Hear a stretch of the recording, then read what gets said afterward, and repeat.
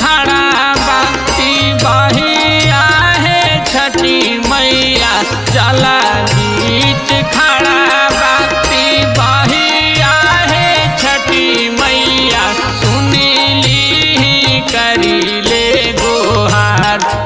हे छठी मैया ले ली अरग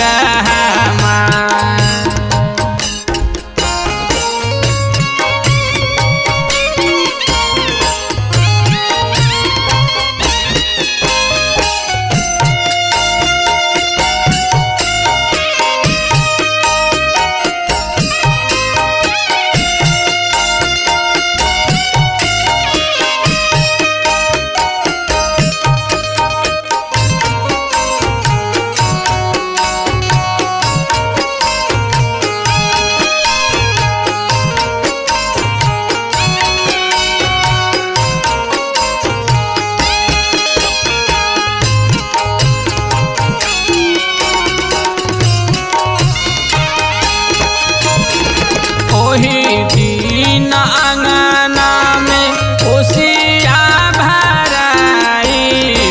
ओही दिन अंगना में कोसिया भराई होई जहिया बलकामा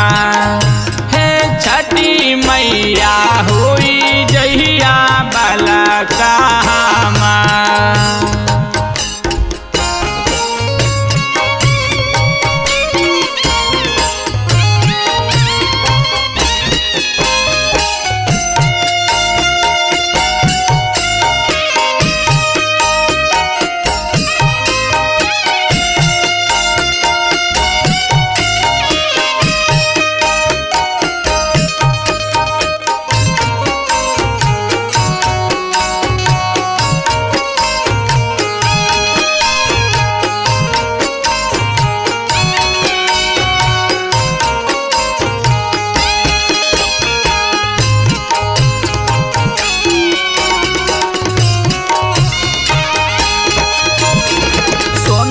सरगम लिख भजनिया गावे गीता सनिया हो सोनू सरगम लिख भजनिया गावे गीता सनिया हो घाटे करब जलसा तोहार हे छठी मैया ले